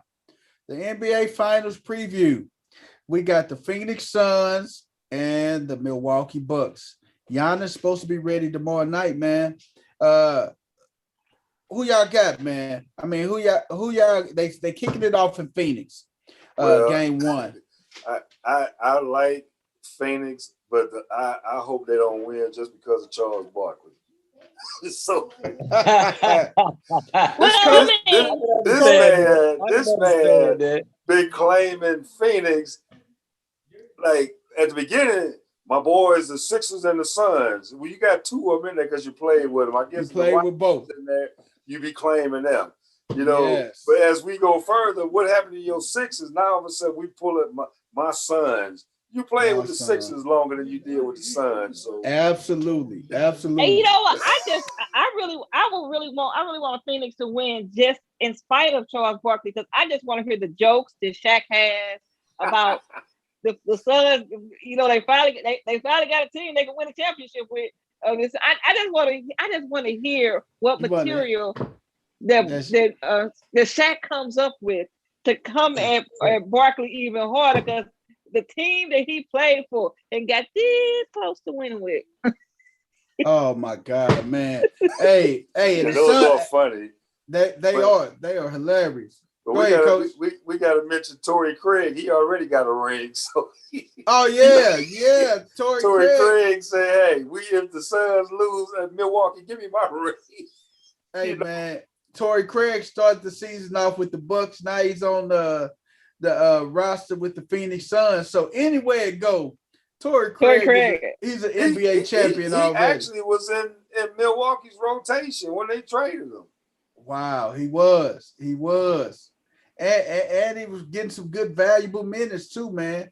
This the first. Torrey Craig is he one of those good role players that just he gonna get rotation. He gonna get time wherever he playing it. Man, this is the Suns' first appearance since '93, since Coach's Bulls beat them in 6, and this is the Bucks' first appearance. Look at Coach. Coach got the '93 banner behind him, baby. And this is the Suns' first appearance in the finals since '74, man. Before we was even born, except for Coach. Hey, man, that's when the great Lou Alcindor led them to the championship in '74. Big O. And Oscar. And Lou Alcindor and Oscar, man. They led them to the chip, man. That was a good Buck team, man. You know. That team was a good team, man. And real talk, I think it's gonna be Phoenix and that's what I was going to. You say Phoenix 4-2. Coach, who you got? Who your prediction, Coach? My prediction, if Giannis was playing at full strength, I would say they would win it. I think Suns, and I'll say the distance in 7. Okay, Coach got Suns. I was on a finish 6 or 7, but Crystal Suns and 6, Coach Suns and 7, West 10. Who you got, man? Yeah, I'm feeling Coach, man. I'm thinking Suns and 7. Suns and 7. Steph Philly. Who you got, man? Who you got, Steph Philly? Coach, man, it all depends on Giannis's health. You know, if they're rushing him back because it's the finals, you know, they'd have been knocked off the past couple of years. So, in my opinion, I think they're rushing him back too quick, or he's rushed himself back too quick, because I think in his head, he's kind of like, oh, hell nah, man. I ain't finna be sitting on the bench. They're going to talk all type of crap on me on the shows, First Take, and, you know, say all of that if I don't at least try to play. But the problem with that, we saw with Kevin Durant last year with the Warriors. You get out there, you're not 100%. You get, you know, you lost for the whole next year or whatnot, you know, because you're getting injured at the end of the season. So that's what scares me. But based off of Giannis' health, because I don't care if he out there or not, he ain't 100%. I'm going to go with the Suns, and I'll go with the Suns in 5. Whoa, Suns in 5. Yeah, because here's the thing with Giannis being out there. It would be different if Giannis had Anthony Davis game. If he had AD's game where he got a jump shot, where he can still put up decent numbers because he got a serious jump shot. Giannis needs to be at as close to 100% as humanly possible, because his game is force. It's pure force. Like, Giannis is not gonna score 40 if he's shooting threes. Right. Giannis has to get into the paint. He has to be able to score at least 20 or more in the paint. And if he can't do that if he can't explode off of that knee and do that effectively, and then you got Ayton. You got to deal with Ayton. Yep. Ayton's gonna be a problem. And then you're giving Chris Paul a few days to kind of rest up and whatever he got going on with him. Go ahead. Yeah, and Booker given a chance that knows to. Oh, Book, that's my boy there. It's gonna be a lot to contend with. It's a reason why Western Conference teams have been doing so much better in the NBA Finals as of lately. And it took the Toronto Raptors coming up against the Golden State Warriors team that got injured in the middle of the finals, partially like Steph Phil was saying, that Kevin Durant rushed himself back. And he rushed himself back in that finals and hurt himself even more. Which is the reason why. which is the reason why Klay Thompson's daddy ran out there on that court, made sure his son didn't go back out there, and he tried to go back. His daddy came down and called him in the runway. No, son, let's go. You're going back in the locker room. Yeah, Klay was back there jumping up and down, trying to get back out there. Convince the trainers I can get back out there. And his daddy's like, no. His dad said, Sometimes you got to save them from themselves and everything, man. If I had to pick, Giannis had to go through a lot of mess last year because his brother played with the Lakers and said, "Well, your brother won a championship before you did," and that didn't sit well with him. So the fact now that he's there, and you know how they say, just because they always, well, he's young, he'll be back. That's not always a guarantee. Hopefully, Coach, you're right. Hopefully, he don't try to force himself back and re-enter that thing more than what it is. You know, so it's unfortunate that it happened. You know, maybe it's just, you know, because Chris Paul already got to live with every team that they beat. They superstar went down, but I guess it might just add another one to his belt. So, but that ain't Chris Paul's fault. It ain't his fault, and I think he'll take that trophy and like I wouldn't care who's on the floor. So, hey, Chris Paul will take you, man. But hey, my prediction. I'm gonna tell y'all my prediction. Y'all know I like playing devil's advocate, man. I can't play it right here, man. I got the Suns in 6, man. Maybe 5, man. It depends, man. I can tell a lot after this first game, man. If they come out blazing, man, I think Chris Middleton has stepped up and took his game to a whole nother level. I would say the Suns in 6, maybe 7, man, because I think Chris Middleton gonna have him a couple good games in this series, man. And this is gonna be a test. He's gonna solidify his money, man. So his worth and his value. So it's gonna be a good one. They gonna need Drew Holiday. He gonna have to step up. Drew definitely got to step up in this series, man. He got to be completely honest. When it comes to the Bucks, people want to talk about, you know, Chris Paul. Teams that had a lot of injuries and they got away with that. Well, the Bucks have gotten lucky to have not played a backcourt that was a for real problem. They didn't play a backcourt that was a for real problem. Miami, they rolled right over Miami. When they got to the Nets, you got Harden goes down in game 1. Kyrie goes down. Kyrie goes down in the series. So you don't really have to deal. So Chris Middleton and Drew Holiday didn't really have to really put in work. And granted, Trae Young was a handful, but they were so much bigger than the Hawks that whenever they played their size, they didn't have to really worry about them. And then Trae Young goes down.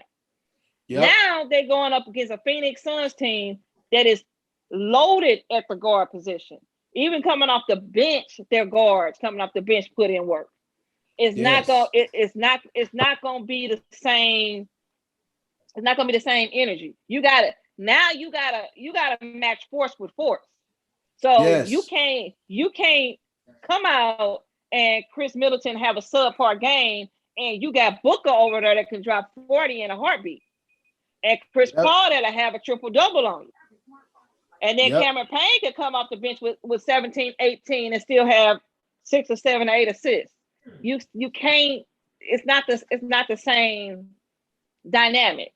And if those two, regardless of whether Giannis on the court or not, if the Bucks backcourt don't have a solid performance, they're going to get dogged either way it goes. Because if you can't come out there and just contend with what the Suns can put out there, it's gonna be a problem. Look at what happened, even though the Lakers were injured, but they were injured at the front court position. But what happened was Booker came out in those last 2 games, and same thing with CP3, and was like, you know what? They couldn't do nothing with him, man. They couldn't do with Schroeder or Caldwell Pope couldn't do nothing with those two guys, man. They couldn't do nothing with them because Booker came out in that one game, I think it was the closeout game, dropped 16 real quick. Man. And it's like, what do you do? They like, what the hell just happened, man? But like it was like they didn't have no answers for that, man. So go ahead, coach. Yeah, well, the last game, Paul took the pressure off of Booker because Booker was seeing some defense that he couldn't break after that game one. That Pat Beverly defense, man. Right. That is not defense. That is pestering. I tell you, you call it tomato. You say tomato. We say tomato. That was defense, man. I love to have my kids pester the other team's players. But from that Houston team a couple years ago, the one that's going to be the sickest is Harden, because he got to either see PJ Tucker or Paul win a championship before him. Oh my God! Oh, yes. That you know what that somewhere that literally just made me smile, and in so many ways, Coach. You don't, because I hadn't even really thought about that. For those who are not, for those who just tuning in, Crystal has a distinct she just has a distaste for James Harden. Hate is a strong word, but her feelings towards James Harden is probably like 2 or 3 steps underneath hate. So just to give you guys a heads up with Crystal and her relationship with James Harden. Crystal, finish up. Yeah, that just brought sunshine into my day. I'm having a good day anyway, but that just brought some sunshine into my day, because James Harden is somewhere looking real sad, because you're right. Either way it goes, PJ Tucker, forget about that. Think about, let's outline the number of teammates of James Harden that have made it further than James Harden this postseason and won championships. Capella. And Dwight Howard has a ring from last year. And so Dwight Howard, PJ Tucker, Chris Paul George. Dang, man. Crystal just when I was looking at the Hawks Milwaukee series and the Suns had won, I said, dang, Capella, PJ Tucker, and Chris Paul. I said, all 3 of them got a chance to win a ring before Harden. And they was all on that one team a couple of years ago. And they all got shipped out. Yeah, they did. They all got shipped out. So it's like, what was the common? What was the? Oh yeah, Lou Williams. Lou Williams. Lou Williams. So the common denominator is James Harden. So he's the problem. Chris, when they had the problem. Let's go back a little further. When Durant, Westbrook, Kendrick Perkins, and on that Oklahoma City team when Harden was coming off the bench. That was his best role. When he was coming off the bench. When he was coming off the bench, that was his best. If you actually, and look, this ain't even my hatred for James Harden. If you go look up James Harden's stats back then, statistically, that was his best time playing. Statistically, when he was coming off the bench, because he averaged like 20 a game, though. Yeah, he was one of the best 6 men off the bench during that time. Yep. Yeah. Stat Philly, what you want to say on this one, man? With James Harden, just to kind of, just keep it simple or whatnot, the way some people play, it's not really conducive to winning. They will get the buckets, and we know this being at the gym, and just the way some people play, like they talented, got the 3, or got the handles and all of that. But and Coach, you can relate to this too. So you got a guy that got the handles. When you were dribbling, you're supposed to be dribbling with purpose. All that shimmy, all that dribble for 20 seconds and then pass it with 4 seconds left on the shot clock.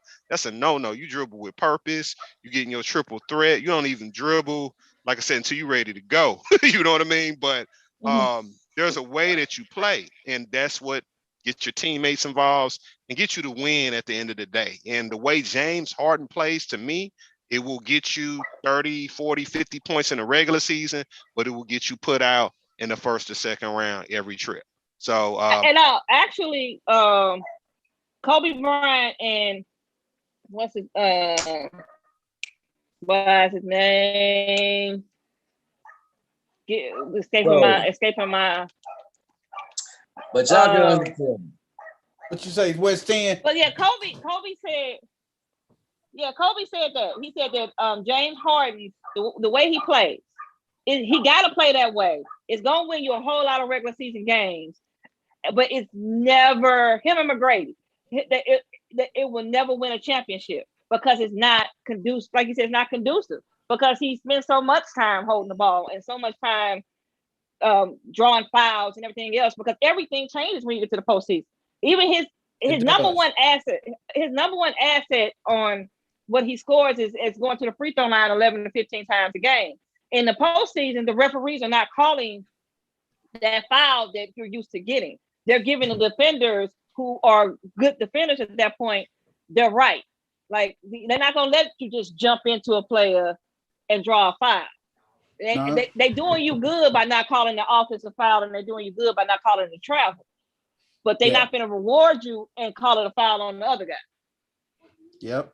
So, man, so it is what it is. So we got everybody on the crew, the Gurus. We got Suns winning either in 5, 6, or 7, man. Hey, guys. One more thing. Did you see where Kevin Durant and Kevin Love were roommates in the Olympics? And that's so supposedly New Jersey is going after Kevin Love. Brooklyn's going after Kevin Love. Oh, what you think about that? That's about the only person that can afford to put on their roster. They can't afford to put nobody that need a real salary. Kevin Love get the veterans minimum and everything, they need a team full of veteran minimum players that just want a shot and win a championship. Kevin, I feel that Kevin Love can definitely help them a little bit more than Blake Griffin. He can stretch the floor. Kevin Love can shoot the three and everything. He can stretch the floor a little bit more than Blake Griffin and everything. Will he be on the floor? Right. I think he could possibly be on the floor. I think Kevin Love got one more look. Right. He got a fourth of gas left in the tank, man. He got a fourth of gas left in the tank. So I think he can get on there. He don't play defense. They don't need. This is the problem that they've had in the regular season, and this is going to be a continuous problem. They don't need to pick up another dang on score. They need to pick up somebody that can play defense and maybe facilitate. Because outside of that, you can't count on scoring 140 points in the postseason because it ain't gonna happen. Hey, somebody like a rim protector, like a JaVale McGee or a you can say Dwight Howard, man. Somebody that can protect the rim, but they're gonna need to get some size. What Kevin Love won't, Kevin Durant won't, Kevin Durant will get in Brooklyn, man. So that's because he ain't gonna get that championship. He left it in San Francisco. Well, he may not get the championship, but he gonna get the players in there who he asked to come in there and everything, man. Yeah. Hey, we gonna segue into our next one, man. We are talking about the Mount. We always talk about the Mount Rushmore. This one right here is the Mount Rushmore of championship teams, man. The Mount Rushmore championship teams, man. And I don't even have to ask Coach. Coach got the Mount Rushmore. Hey, he got his Mount Rushmore behind him, man. Top 4 teams of all time, man. Championship teams, man. So with that being said, I might as well kick it off with you, Coach, man. Give me your teams, man. Now, when I talk about the championship teams, man, I'm talking about like the 96 Bulls, 72-10, man. I'm talking about the top 4 championship teams. Who is your picks, Coach, without being impartial or biased, sir? I was ready to say the 91, 92, and 93, the 98 Bulls. He's just gonna have a Bull Rushmore. There you go. Oh man. Well, since they won 6 of them, I guess I'll let that all wrap up to be 1. Oh man, but it got to be one Bulls team that stick out more than others. Coach, what would you say? Man. Well, all basketball. We talking all basketball. Yeah, I mean, the championship team. Championship teams. What you want to go with the Mount Rushmore champ? We can go with the Mount Rushmore championship team. We don't have to be it don't have to be specifically to basketball, but we were trying to stick with the basketball theme. But hey, we flexible here. Give it to me. Give it to me, Coach. So what are we doing? It's just basketball, right? Stat Philly, what we doing, Philly? Basketball or all over teams, man? Let's keep it basketball to keep it specific. Okay. Because I know West 10 got some fire for us, I think. Oh, we definitely gonna get to some other, Mount Rushmores or whatnot. But with the playoffs wrapping up, trying to see where everybody's head is at. Let me Give me see. your 6, Coach. You would give me first. Let me see. Oh man, I'm gonna let you know what, Coach. I can let you think about it for a second, man. I can let me think on that. I'm gonna just give you mine, man. The 96 Bulls, that's on the Mount Rushmore of teams. The 87 Lakers, man, definitely on the Mount Rushmore teams, man. That was their first of their back-to-back. Man, as much as I hate to say this, man, I hate to say this with all the fiber in my body, man. The 86 Celtics, man. That 86 Celtics team was a monster, man. That team was a killer squad, man. The 86 Celtics, that's my third team. And let me see, man. Man, I'm gonna tell you, man, as much as I hate saying this, man. I gotta show my boy I'm torn between the 01 Lakers and the 99 Spurs, man, with the Admiral and them, man. But if I had to edge it out, man, I want to say the 01 Lakers, man.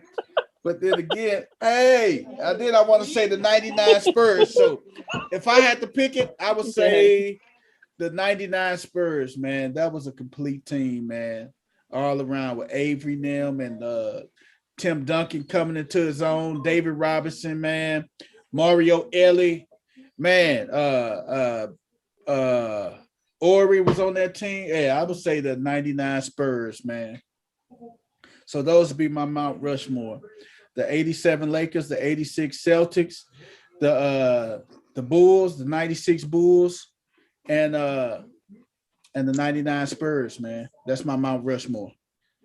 West 10. Who your Mount Rushmore? Oh man, you gotta I just put the 90s Bulls, but 96 to be specific. They did their thing. You can't hardly read them off. 2012 Miami Heat. You heard me. 2012 I know it was coming. 2012 was a big year for me, man. You know what I'm saying? Miami, and that's the only year both of my teams won, man, in the same year. The Ravens and LeBron. And the Heat. So, I was on cloud 9 that year. You know what I'm saying? All right, that's number 2. Who you got for number 3? I got them. I got the 2016 Cleveland Cavaliers. You already know. Okay. You know what I'm talking about? Yeah, I had to throw that in there for C double. You know what I mean? Oh my God! And who's your 4th with West 10? Oh yeah, and it's Celtics. They beat y'all, so it's all good. I gotta put them up there. You just gonna do that. You're just gonna throw that in my face, man. Crystal, I'm surprised you said it. I was hoping you saved that for me. Hey man, it tastes so nasty coming out my mouth. But hey, I am a historian, man. I'm a student of the game, man. And I knew that 86 Celtics team, man, was just lights out dominant, man. What about you, Crystal? What's your top 4? Okay, so my top 4. I would have to go with the 96 Bulls. Uh-huh. The 01 Lakers. That's what I was saying. The 01 Lakers. The 01 Lakers. The Bad Boys. That team. You talking about the 89 Pistons, the Bad Boys. The 89 Pistons. I can't pick a Celtics team. I just can't. I can't do it. It just won't let me do it. I just can't pick a Celtics team. So, and then the 20, I would say the 2018 Warriors. 18 Warriors. Okay. The 18 Warriors. The 18 Warriors. Okay. What about you, Coach? That became fun to watch. Oh yeah, they was fun. What about you, Coach? Oh man, this kind of tough. But then let's go 83 Sixers sweeping the Lakers. Oh, Coach, man. The doctor and Moses. There you go. The doctor and Moses, man. It was a good one, Coach. Oh man, Coach, man, that hurt. And I was glad they got that one because I was a big Sixer fan back then. I hated when they lost to Portland. Bill Walton, but of course, I have to go with the 2015 Golden State Warriors when they won their first one. I can't do anything with Kevin Durant around, but 2015 Golden State, and then of course 93 Bulls. Because when they beat Magic, when they took Barkley out in 93. Oh, okay, 93. I'm thinking. Barkley. No, Barkley. It's specific. Yeah, the 96 Bulls. So now I got an honorable mention, man. Now that 97 Bulls, that flu game with Jordan, man. That's my honorable mention, man. And that was tough too. That was food poisoning. Hey, that was flu game, man. When I went out and bought my Jordans, I bought them flu game Jordans, man. I'm sorry. When I bought them Jordans, it was the flu game Jordans. If they would have told me it's food poisoning, they owed me at least around $100 back off them Jordans and stuff, man. I ever go to Utah, I'll never eat the pizza in Utah. After then is when he got his own personal chef to travel with him. Yeah, which I don't understand why no athlete doesn't do that anyway. I'm telling you, why would you even mess with so? But this was after that thing was done, and he called out because he was up late that night. They called some pizza place. Oh man, nobody could. Did we get Philly? Fat Stat Philly? Did you give us your top 4 teams, man? No, I got them though. My honorable mention that I'm gonna go with first. This is again an honorable mention. They're not on my list, but the 04 Pistons, man. That team was spurred by a midseason trade with Rasheed Wallace to Atlanta, and Atlanta then traded him to Detroit. When they made that trade, I knew that they were gonna win the chip. I knew it. So gotta throw them in there. Gritty lineup, big shot. Rip Hamilton, Tayshaun Prince, Shee Wallace, Ben Wallace, just a very gritty team. You know what I mean? So shout out to 04 Pistons. Now, my Mount Rushmore, I'm going to go with the 86, 87 Lakers. Michael Cooper and those guys, Magic, getting busy. I'm going to go with the 01 Lakers. Got to go with them. Shaq and Kobe doing their thing. I'm going to go with you could go with the 2018 Warriors or the 2017. I'm picking the 2017 because that was their first year. That was their first year. I think they only lost one game? One game in the postseason? Yep.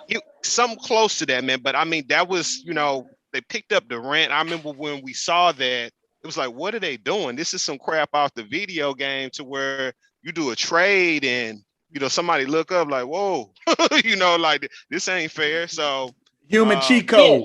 Cheat code, so we'll go with those Warriors, and then 96 Bulls, 72-10, got it done, won the chip on top of it because somebody else had a good record and they ain't make it. It was those same Warriors, but Bulls did their thing. Mike coming down the court with the patent leathers on, they did their thing. Those would be my 4 for Mount Rushmore: 86, 87 Lakers, 01 Lakers, 2017 Warriors, and 96 Bulls. And that's why I can't say nothing. I'm like the Bulls, 73-9, and didn't win a championship, so that don't count. Oh man, that didn't count. That don't mean a thing without the ring. Close but no cigar.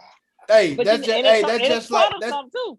Hey, they did. Hey, that's just like but when that's you got the same year that Draymond got screwed and they kicked him out of game 5 or something. Is that they that year? did. That was the game. Hey man, Yeah, that wasn't messed up. It was just like when that Patriots team, man, went undefeated and stuff, man. And they lost to the Giants in the Super Bowl.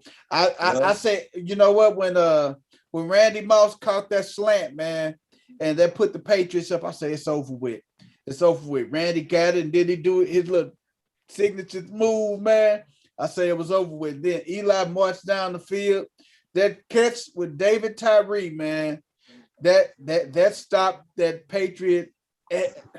That stopped them from going undefeated, man, that year. Man. Eli Manning will mess up a whole regular season and a playoff game, but baby, do not give that man the ball with a chance to win the game. Man. I heard something about Eli might try to come back. Y'all done heard something about that. Man, Eli better stay retired, man. Live life. He turned it to his brother on a 2-minute drill. Eli better get behind his nephew. That's all I can say. He better leave that alone. That's it, man. Hey, man, we're gonna swing. Hey, my boy West Tennessee. Amazing show tonight, man. We went a little bit longer than what we expected, but we had some great content that we had to share with you guys, man. My man West Tennessee, he gonna take us out with our birthdays and song of the day. West 10, give it to us. Hey, before we go, it's 1-1 in the hockey game. Hold on, it's 1-1 in the hockey game. That's the update. 1-1. Oh, yeah, so you need 2 more scores, don't you, BP? I need 2 more scores to be considered a profit, man. West 10, who you got, brother? I got Far sports, Bino Aldridge. He played for the Spurs. He played for a lot of teams, Spurs, the Kings, Bucks, Magic, Knicks, but he got a couple championships with the Spurs. So, and Brianna Turner as well. She a WNBA player. She played with the Phoenix. She played with Phoenix. I think she's number 21, if I am mistaken, number 21 for Phoenix. Went to Notre Dame and things of that nature. And we also in music, we got Joe. Everybody know Joe, don't you? I want to know what turns you on, man. Yeah. It's Joe's birthday today, man. And RZA from Wu-Tang, From Wu-Tang. Yeah, From the clan. What's our song, West 10? Okay. Royce 5'9" too. I can't forget Detroit, man. You know what I'm saying? Detroit, stand up, man. Royce 5'9". It's his birthday too, So I want to give us a happy birthday to all those people we called out on the show. And song of the day, obviously, come on now. We gotta give it to Cream, man. Wu-Tang. All right. Bill, y'all. Cash rule everything around me. Cream, get the money. Dollar bill, y'all. Hey, I'm with you, West 10, man. Good stuff, man, with the birthday song of the day and the shout outs, man. Like I said, it's an amazing show, man. We had a great episode, man. We want to thank everybody that tuned in. Hey, share our videos, like them, share, subscribe. Get it out there, man, because we're going to do bigger and better things, man. The sports gurus and no balls, no glory, man. We are coming, man. We will see you guys Thursday, 7 o'clock on our live show, man. Take care, guys. We out.